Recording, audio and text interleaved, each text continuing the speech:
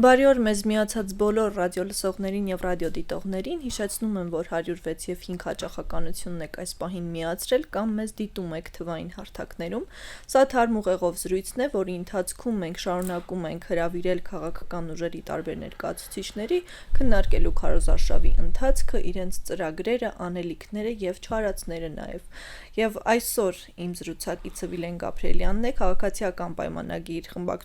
կուսակցության վարչության անդամ եւ падգամավորի տեխնաց, ճիշտ եմ ասում ամեն ինչ։ Ողջույն, պարոն Գաբրիելյան։ Ողջույն։ Շնորհակալ եմ շատ, որ այստեղ եք։ Ես եմ շնորհակալ։ Այ գնահատեք քարոզարշավի ընթացքը ոնց է ձեզ համար ընթանում, արդյոք նախագծածով եւ պլանավորածով է, եւ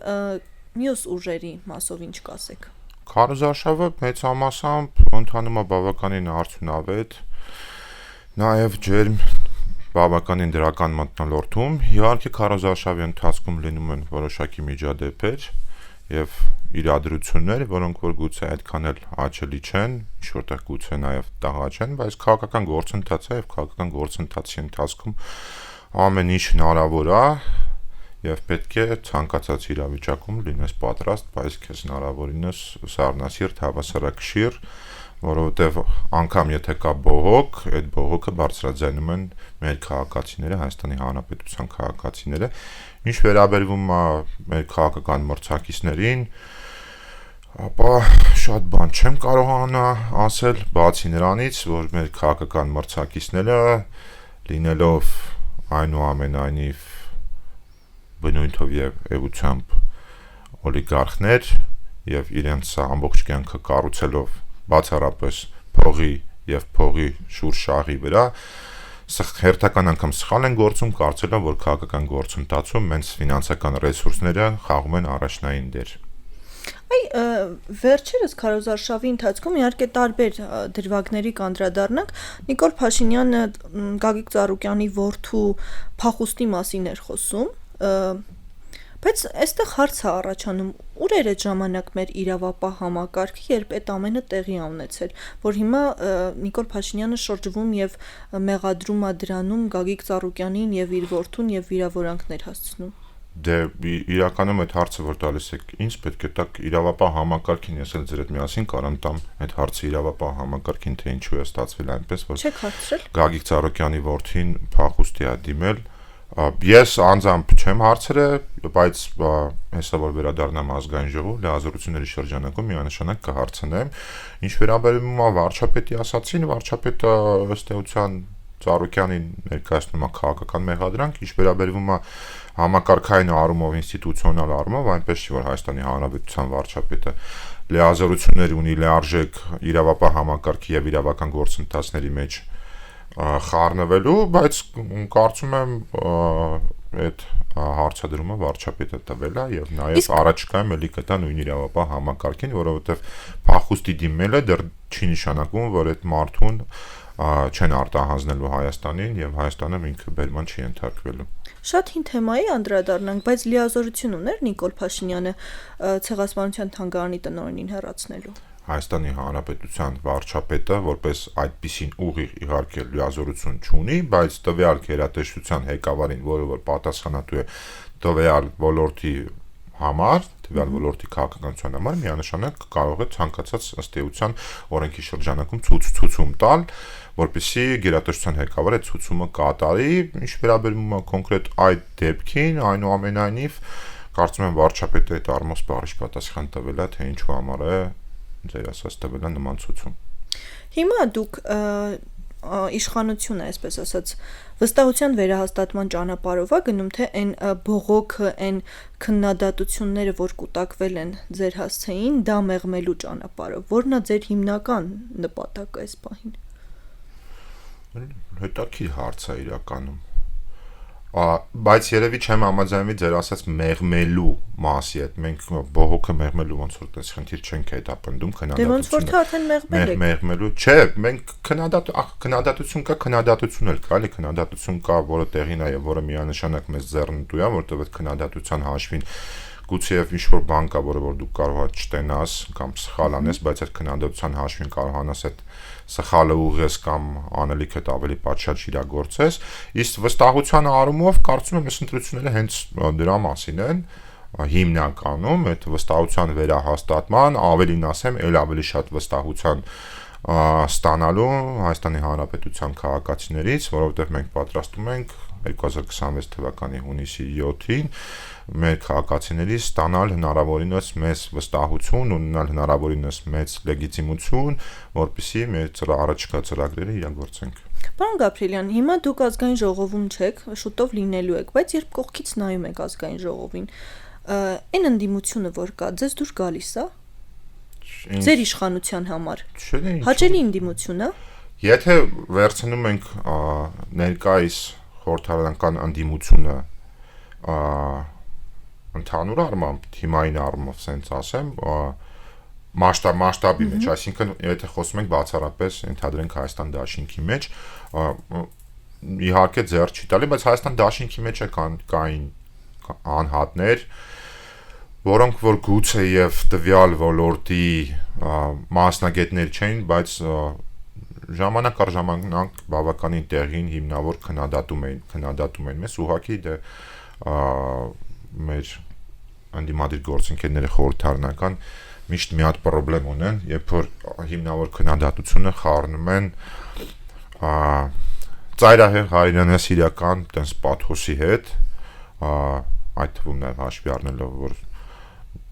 կան դաշնակցության կուսակցության ներկայացուցիչներ, որոնց մոտ փաստացի 30 տարվա ընթացքում օրակարգը չի փոխվել,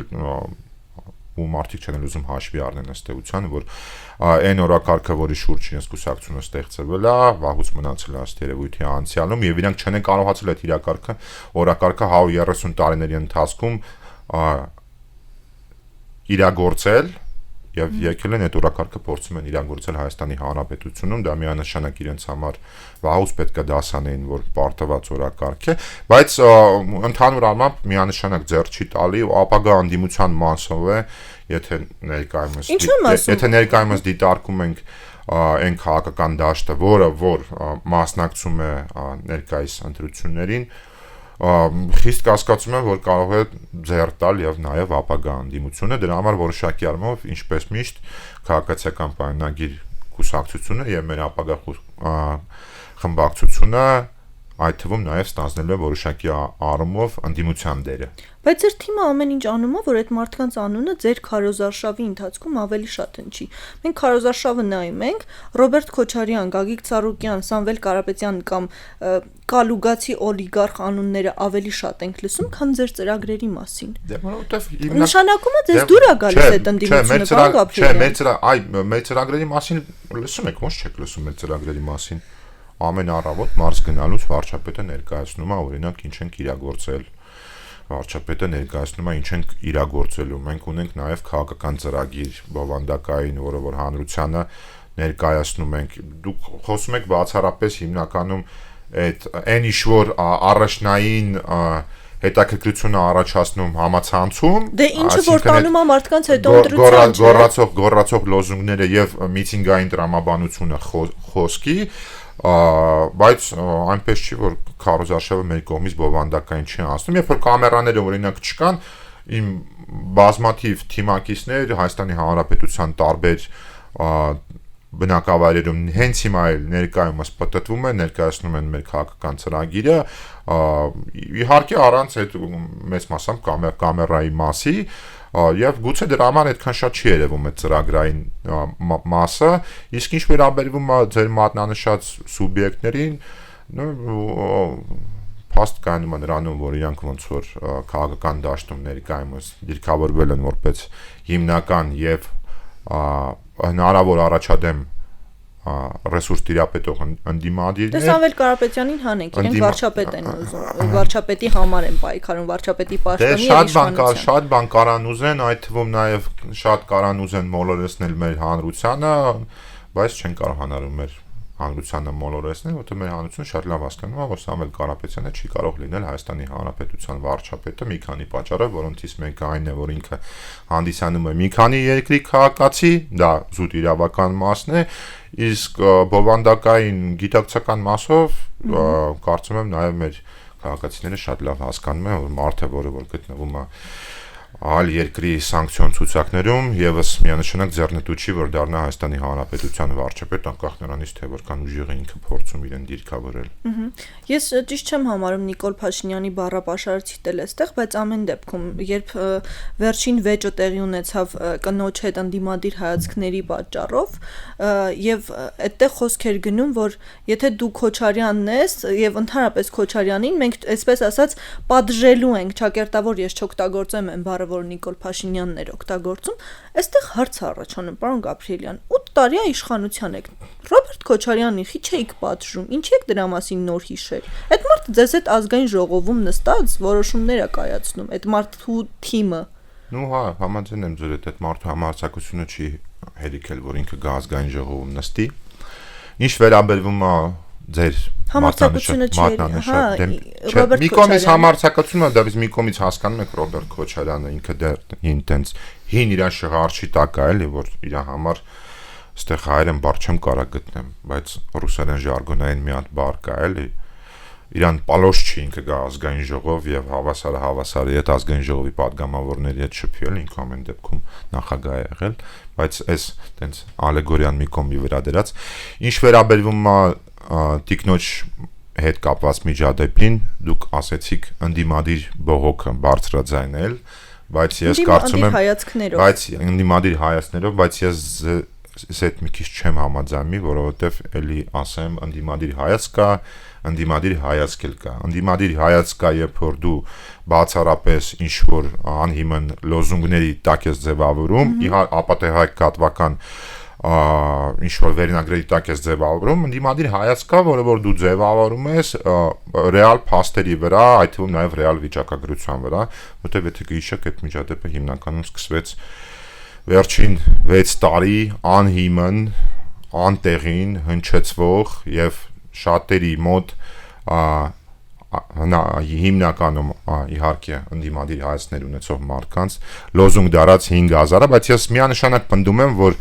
ցանկացած ընդդիմադիր մարդ, որը որ այդ 5000-ը տենց բարձր հնչեցնում է, եթե դուք իրեն ուղիղ եթերում հարցնեք, որ առանց Google-ի միջամտությանը խնդրում եմ քեզ ասա 44 օրյայի ընթացքում պաշտոնապես մենք որքան զոհ ունենք, ինքը չի կարողանալու այդ թիվը ձեզ ասի։ Ցանկացածը, որ այդ 5000-ը բարձրաձայնում է, բայց դա ում խնդիրն է, որ այդ թիվը միջև այսօր չկա։ Չկա, ոչ չկա։ Թիվը պաշտոնապես բազմիցս ասվել է, բազմիցս։ Դուք կարող եք նկատի ունեք հիմնականում անվանական ցուցակները, որ լիարժեք չկան։ Անվանական ցուցակներն է գուցե այդպես ամբողջովին հրապարակված չեն, բայց մեծամասամբ կան, բայց խոսքը գնում է բացառապես թվի մասին։ Թիվը 44 օրյայի զոհերի եւ անհայտ կորածների 5000 չէ, դրանք շատ հստակ թվեր են։ Եվ ել եմ ասում, ինձնից հետո որ ընդդիմադիրներ կան, ուղիղ այդ հարցը որ 5000 հնչեցնեն, ուղիղ այդ հարցը տվեք իրանց, որովհետեւ դա այդ մարկանց ցուցաբերելու է այդ մարկանց վերաբերմունքը մեր զոհված քույրեր եւ եղբայրների հանդեպ։ Եվ այդ առումով ինչ վերաբերում է Քոչարյան վերադառնալու Քոչարյանին չնստեցնելու հարցին էս վերադարձեք հետո մի հատ ուրիշ հարց։ Այս դա այն մեղադրանքն է, որտեղ որ իրականում որպես այդպեսին ինչ էլ ասեմ ստացվելու է արդարանալ, բայց այդ մեղադրանքը տեղին է, որը որ մեզ հնչեցնում է եւ մենք պետք է աշխատենք այն ուղղությամբ, որպեսզի մեր համակարգերը ավելի շիտակ եւ հստակ աշխատեն եւ կարողանան այն բոլոր մարդկանց, որոնք որ գործում են Իվնաս Հայաստանի Հանրապետությանը, գործել են Իվնաս Հայաստանի Հանրապետությանը, կրեն իրենց արժանի պատիժը։ Շատ լավ, ենթադրենք այն կինը, ով Նիկոլ Փաշինյանի հետ զրույցի էր բռնվել, ինքը սադրում էր։ Բալավ Արթուր Օսիպյանի դեպքում ինչ տեղի ունեցավ։ Ես այդ զրույցը սկզբից մինչև վերջ լսել եմ, adekvat քննարկում էր, որը վերջում դարավ, կրկին ես չեմ ուզում ցիտել Նիկոլ Փաշինյանի ասած արտահայտությունը այդ մարդու հասցեին, որից հետո մենք տեսել ենք 2 ամսով ազատազրկումը։ Պատճառը։ Ինչ վերաբերում է ազատազրկմանը, ինչքան էլ որ դատարանը ներկայումս այդ սանկցիան ընդունել, վճռել, կարծում եմ այնուամենայնիվ ես իրավական հիմքերի մեջ գործիչ չեմ, ճիշտ ասած տեղյակ չեմ խորացել, եթե մենք դիտարկում ենք հիմքը բուն Արթուր Օսիպյանի եւ վարչապետի բանավեճը չեմ կարծում որ բուն այդ բանավեճի մեջ կա դրա հիմքը, գուցե ինչ-որ մի ուրիշ բան կա, բայց ինձ համար էլ մի քիչ հասկանալի չի թե ինչի համար են կալանք տվել Արթուրին, իսկ ինչ վերաբերվում է բուն այդ օրվա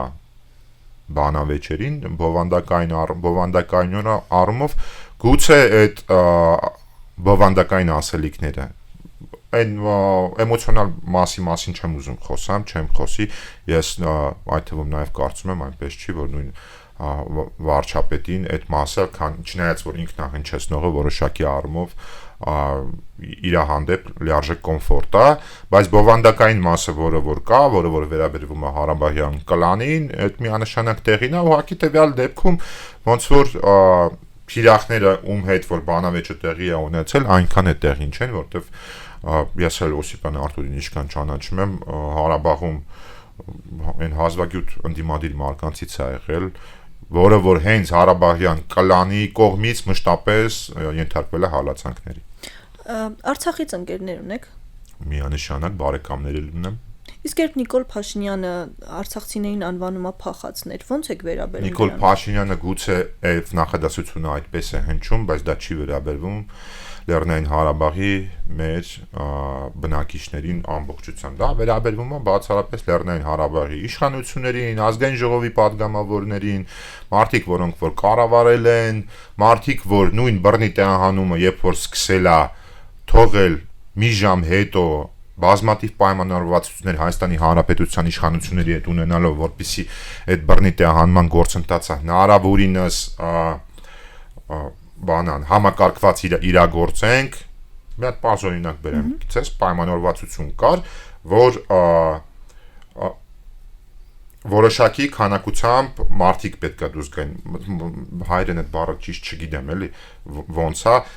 պայմանական ասենք, որ 1000 հոգի կամաց պետք է այդ մարդիկ դուրս գան, այդ մարդիկ, որոնք որ պետք է դա կարգավորեին Ղարաբաղի կողմից, մի ժամ չանցած թողե փախել են, դրա համար մենք ունեցել ենք այն իրավիճակը, անկառավարելի, որ ամբողջ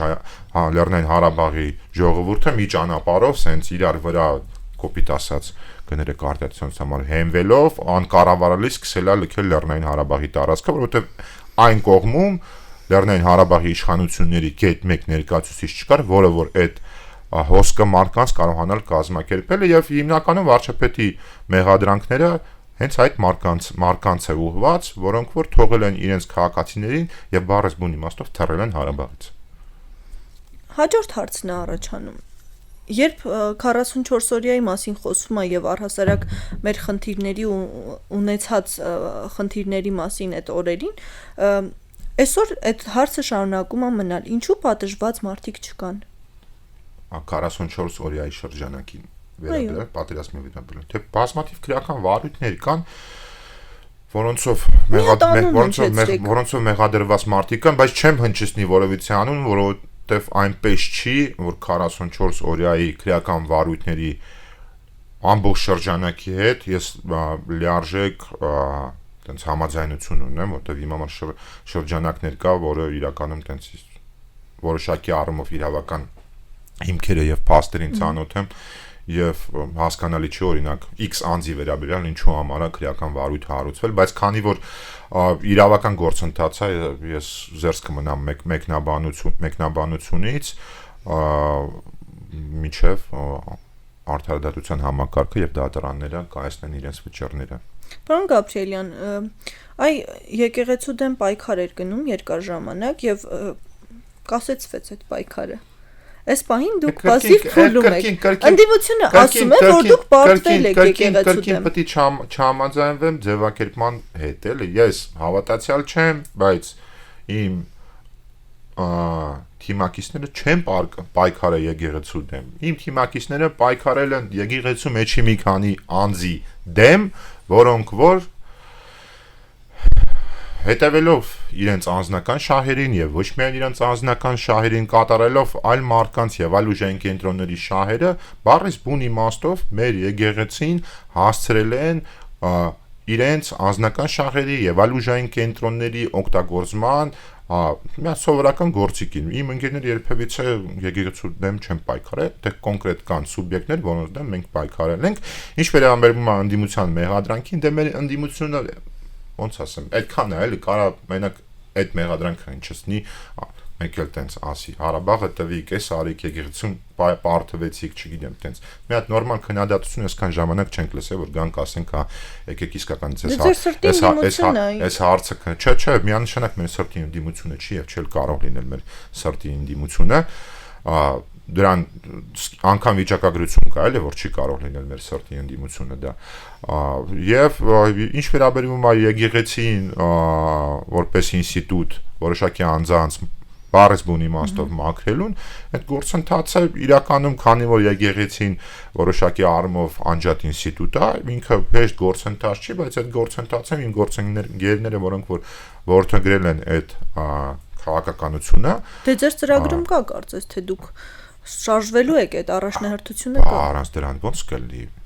Դրա համար ասել որ պարտվել ես, տեղին չի, քանի որ գործընթացը չի ավարտվել, ուղղակի քանի որ մենք ներկայումս մի քիչ ուրիշ գործընթացի մեջ զուտ տենց բան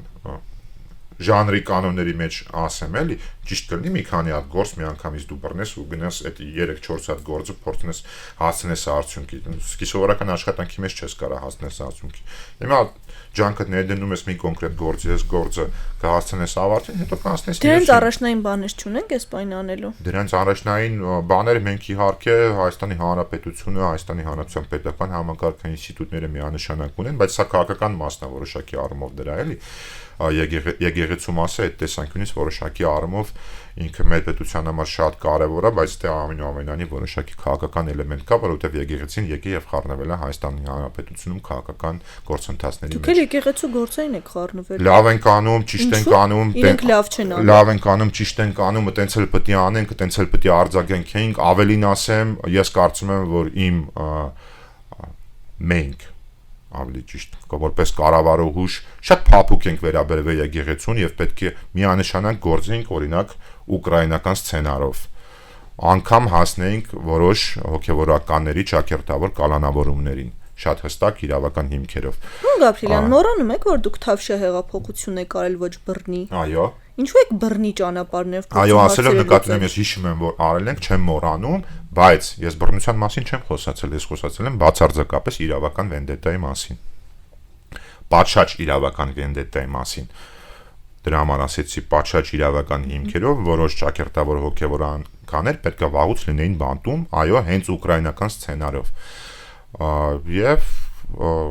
գործընթացները գնում է մեր դեմ կանգնած առաջնահերթությունները այդ չի, պետության արժեվել բազմաթիվ խնդիրներ կա եւ պետական համակարգը պետք է աշխատի այդ ուղղությամբ։ Ո՞վ է ձեր դեմ այս պահին։ Մեր դեմ։ Այո։ Մեր դեմ այդ բազմաբովանդակ հարց է բավականին, բայց հիմնականում մեր դեմ եթե հնարավորինս քաղաքական եւ դիվանագիտական եք ուզում ձևակերպեմ, ապա ուժային կենտրոններն են, որոնք որ միանշանակ չեն ուզում, որ Հայաստանի Հանրապետությունը որպես պետություն հնարավորություններ ունենա լիարժեք սպասարկի Հայաստանի Հանրապետության եւ Հայաստանի Հանրապետության ժողովրդի շահերը, այլ ուզում է, որպեսզի սպասարկի հիմնականում այդ ուժային կենտրոնների շահերը։ Երեք այս տաղավարում հակից Արամ Մանուկյանն էր եւ մենք քննարկում էինք թե ինչպես ամիսներ հետո 229 դպրոցներ գյուղերում փակվելու են։ Դրան զուգահեռ ձեր իշխանությունը անդադար խոսում է դպրոցների կառուցման մասին եւ ասում եք այն պալատները, որոնք դուք կառուցել եք, էսա տեսեք, սիրելի ժողովուրդ, սա ձեր կառուցածն է։ Դուք տեղյակ եք այդ դպրոցների մասին, այդ ճակատագրի մասին առհասարակ ինչ հա սպասվում, թե աշակերտների մասին եք ասում։ Ես ճիշտն ասած տեղեկատվությանը լիարժեք չեմ տիրապետում պատճառի վերաբերյալ թե ինչու են փակվում այդ դպրոցները, բայց ինձ թույլ կտամ ենթադրել, որ այդ փակման կարող է սխալվում եմ, բայց չեմ կարծում, որ սխալվում եմ, էլի զուտ լիարժեք տեղեկատվությանը չեմ տիրապետում, բայց ենթադրում եմ, որ հաշվի առնելով համայնքների խոշորացումը, հաշվի առնելով համայնքներում բնակչության սփռվածությունը, ենթադրում եմ ԿԳՄՍ-ն հաշվարկել է այնպես, որովհետև դպրոցը ոնց է ինքը լիցենզիա ստանում որոշակի բնակչության վրա, որոշակի աշակերտներին սպասարկելու շրջանակում է կան դպրոցներ, որտեղ 100 աշակերտ էլ կա, բայց դպրոցը փակում է։ Ես այնուամենայնիվ կարծում եմ ԿԳՄՍ-ն դրան լիարժեք հիմնավոր պատասխան ունի, բայց ել եմ ասում, փակվել ու բացվելը ինքը միանշանակ փակվողները ես խորապես համոզված եմ, որ ունեն պատշաճ հիմնավորում։ Ես ենթադրում եմ, որ կապված է համայնքների խոշորացման եւ բնակչության սփռվածության կոնտեքստում։ Շատ լավ, մի հարց էլ քննարկենք, ինչով է տարբերվում այսօրվա քաղաքացիական պայմանագիրը 2018 թվականի քաղաքացիական պայմանագրից կամ 19 թվականի։ Այսօրվա քաղաքացիական պայմանագիրը միանշանակ տարբերվում է նրանով, որ այսօրվա քաղաքացիական պայմանագիրը շատ ավելի փորձառու է միանշանակ, որովհետև թե քաղաքացիական պայմանագրի որպես քաղաքական միավոր այո ստելու հարցում բավականին փորձառու է թե անհատապես եւ թե նաեւ մեր ժողովրդի գլխով բազմաթիվ փորձություններ են անցել, որոնք որ մենք միասին Հայաստանի Հանրապետության քաղաքացիների հետ որոշակիները հաղթահարել ենք, որոշակիները դեռ մինչև հիմա հաղթահարում ենք, որոշակիները դեռ երկար հաղթահարելու ենք եւ հիմնականում երևի կմատնանշեմ փորձարարությունը, բայց այս ընթացքում կան նաեւ բաներ, որոնք որ մի քիչ բացասական են, կան բաներ, որոնք որ դրական են։ Ուղղակի տենց ոնց որ այդ շատ երկար թեմա կլինի, էլի։ Բացասական բանը, եթե կուզեք ասեմ, տեղ-տեղ իրականում պատահում է, որ ինչ որտեղ գուցե մենք կարող ենք մի քիչ մեծամտանալ, բայց քանի որ մենք իշխարը թիմ ենք, այդ ինչ իմաստով է խառը։ Գաղափարական եւ սկզբունքային առումով գուցե արժե համակարգով նման ենք, բայց խառնվածքով մի քիչ տարբեր ենք այնուամենայնիվ եւ մենք սենց ասեմ ձեզ, մենք մեկս մեկին խնայող չենք, էլի, մենք մեկս մեկին բզող ենք, էլի, եւ մենք երբևիցե կաշկանդված չենք մեր ընկերոջը, որի կողմից որ ենթադրենք տենում ենք ինչ-որ մի սխալ բան, ուղիղ այդ սխալի մասին իրեն բարձրաձայնելու Բացասականներից կարող եմ ասել գուցե պահպան լինում է, որ մի քիչ լճանում ենք եւ դրա համար որոշակի ցնցումներ պետք են, որտեղ այդ տեսանկյունից ցնցումների մեջ վատ բան չկա, կան բազմաթիվ դրական բաներ էլի, բայց միանշանակ է, որ 2018-ի քաղաքացիական պայմանագիրը եւ 2016-ի քաղաքացիական պայմանագիրը շատ տարբեր են եւ 2026-ի քաղաքացիական պայմանագիրը, որը որ հունիսի 7-ի ընտրություններին հույսով եմ Հայաստանի Հանրապետության քաղաքացիների ստանալու է բացարձակ մեծամասնության լեգիտիմության մանդատ Հայաստանի Հանրապետության համար եւ ժողովրդի համար լինելու է շատ ավելի արդյունավետ, քան նախորդ 8 տարվա ընթացքում եղել է։ Կխոսենք հունիսի 7-ից հետո, 8-ից հետո։ Բարի։ Շնորհակալ եմ, պարոն Գաբրիելյան։ Մեզ լսողներին եւ դիտողներին հիշեցնում եմ, որ զրուցակիցս Վիլեն Գաբրիելյանն էր, ԿՊ վարչության անդամ եւ պատգամավորի թեկնածու։ Լավ եղեք, կհանդիպենք։